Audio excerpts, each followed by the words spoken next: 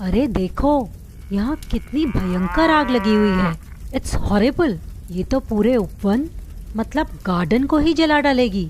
इस आग में कितने एनिमल्स भी जल रहे हैं। Oh no, it must be very painful. ये क्या, इतने सारे मुनि महाराज इस आग में? मुनि महाराज के चारों ओर आग लगी हुई है। They are going to get burned alive. Oh, तो भी ये सब इतने शांत कैसे बैठे हैं? Their life is in danger. बच्चों, कौन थे ये मुनिराज? क्यों इन्हें इस तरह से आग में जलाने की कोशिश की गई थी? और क्या ये सब उस भयंकर आग में जल गए या बच गए? Would you like to know? तो ध्यान से सुनो मुनि विष्णु कुमार की कहानी। This story is related to Rakshabandhan festival. बहुत पुरानी बात है। एक दिन विहार करते हुए अकंपनाचार्य मुनिराज अपने 700 शिष्यों मुनिराज के साथ उज्जैन नगरी में पहुंचे। अकंपनाचार्य को कुछ अनफॉर्चुनेट होने का आभास हुआ तो उन्होंने अपने सभी 700 शिष्यों को मौन रहने के लिए कहा। मौन हो जाना मतलब कुछ नहीं बोलना, साइलेंट रहना।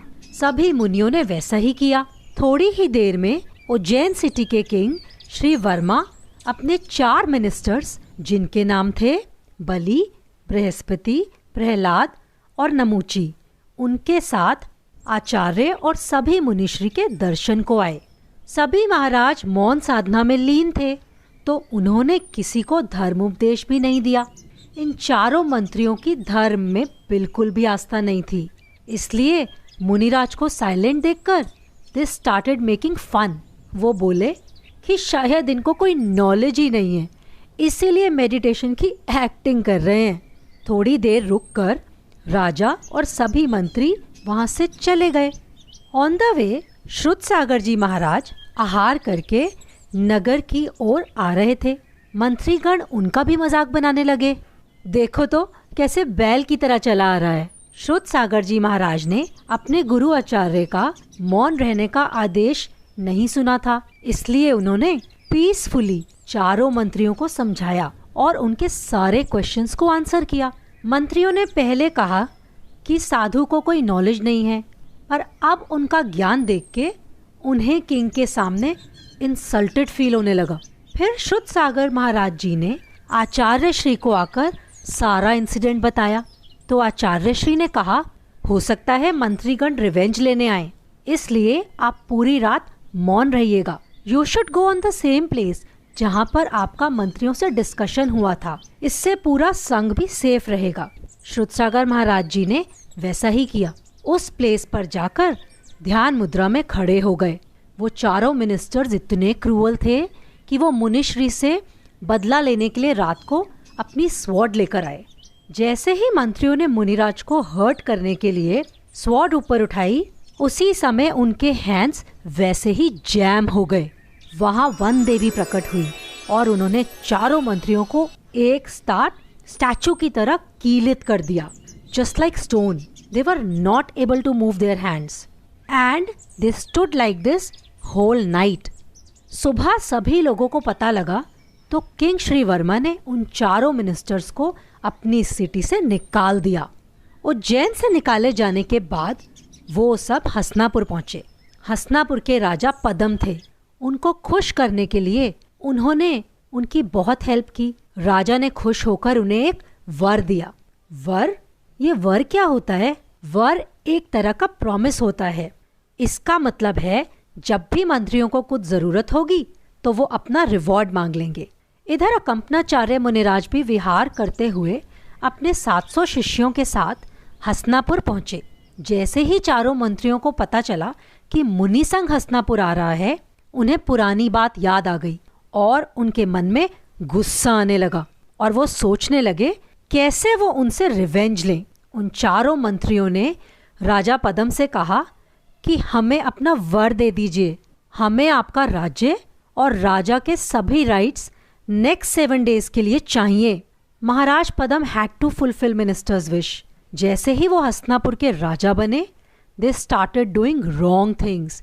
जहां पर आचार्य श्री ने अपने सभी 700 शिष्यों के साथ ठहरे हुए थे, उस पूरी जगह को चारों तरफ से बड़े बड़े वुडन लॉक से कवर कर दिया और उसको एक हवन कुंड जैसा बना दिया और फिर उसमें आग लगा दी।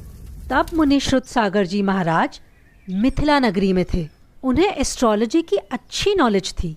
जब ये सब हो रहा था तो सडनली उन्होंने आसमान में एक स्टार श्रवण नक्षत्र को कांपता हुआ स्पेशल वे में चमकते हुए देखा और उनके मुंह से हा शब्द निकला। ये शब्द उनके शिष्य क्षुल्लक पुष्पदंत जी ने सुना और उन्होंने उसका रीज़न पूछा। उन्होंने अपने ज्ञान से जाना कि कंपनाचार्य आदि 700 मुनियों पर पापी बलि द्वारा ट्रबल किया जा रहा है। तो क्षुल्लक जी के क्यूरियोसिटी से पूछा कि इसका उपाय क्या हो सकता है। श्रुतसागर जी महाराज ने बताया कि उनके शिष्य विष्णु कुमार मुनि उन्हें विक्रिया रिद्धि है और उससे वे इसका समाधान कर सकते हैं। पता है बच्चों, विक्रिया रिद्धि क्या होती है? ये स्पेशल पावर होती है।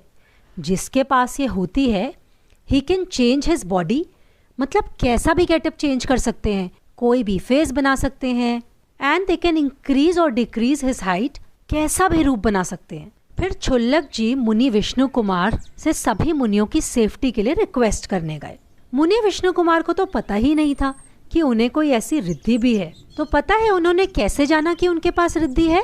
उन्होंने चेक करने के लिए अपना हाथ बढ़ाया तो कहीं भी रुके बिना बहुत दूर तक चला गया एंड ही रियलाइज्ड कि वो कैसा भी रूप चेंज कर सकते हैं। पता है बच्चों, मुनिराज को क्यों नहीं पता था?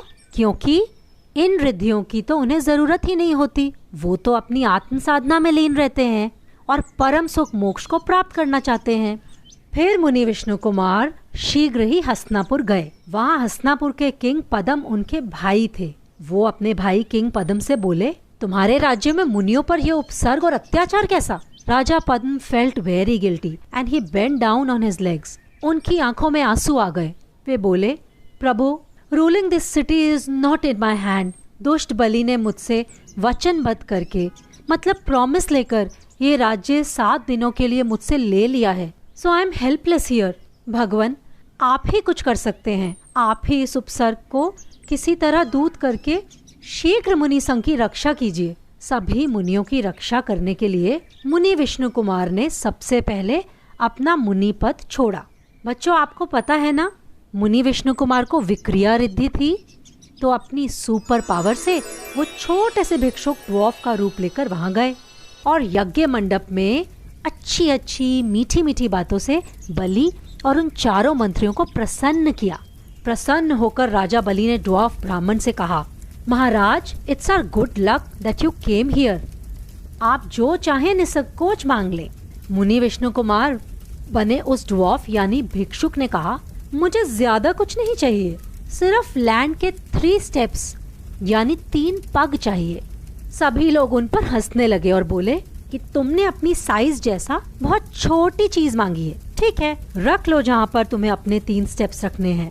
पता है बच्चों, मुनि विष्णु को विक्रिया रिद्धि थी ना, अपनी सुपर पावर से ही increased his height so much, इतना बड़ा कि he kept his first step on Sumeru parvat and second step on Manushottar parvat. That means 2 steps में ही सारा मनुष्य लोक आ गया, लेकिन 3rd स्टेप के लिए तो कोई स्पेस ही नहीं बचा। All were scared. देवगण भी सरप्राइज थे एंड दे केम फ्रॉम स्वर्गलोक। उन्होंने बलि को बांध दिया। बलि और चारों मंत्री फेल डाउन, मुनि विष्णु कुमार के चरणों में गिर पड़े। दे फेल्ट गिल्ट, बारंबार क्षमा मांगने लगे, सॉरी बोलने लगे। जब मुनि विष्णु कुमार ने देखा कि वो चारों मंत्रियों को अपनी गलती का एहसास हो गया है, उन्होंने अपनी विक्रिया समेट ली। दैट मीन्स वो फिर से अपने ओरिजिनल फॉर्म में आ गए और अकंपनाचार्य आदि 700 मुनियों का उपसर्ग समाप्त हो गया और चारों ओर शांति छा गई। मुनि विष्णु कुमार ने आगम अनुकूल मुनि पद छोड़ने का प्रायश्चित लिया और फिर उन्होंने घोर तपस्या की और उनको फाइनली मोक्ष हो गया। वो चारों मंत्री भी सच्ची धर्म को ग्रहण कर उसी के उपासक बन गए। पता है वो कौन सा दिन था? हाँ, ये दिन था श्रावण मास का पूर्णिमा का दिन। इसी दिन मुनियों की रक्षा हुई थी। इस दिन को याद रखने के लिए लोगों ने हाथ में रक्षा सूत्र के थ्रेड्स बांधे।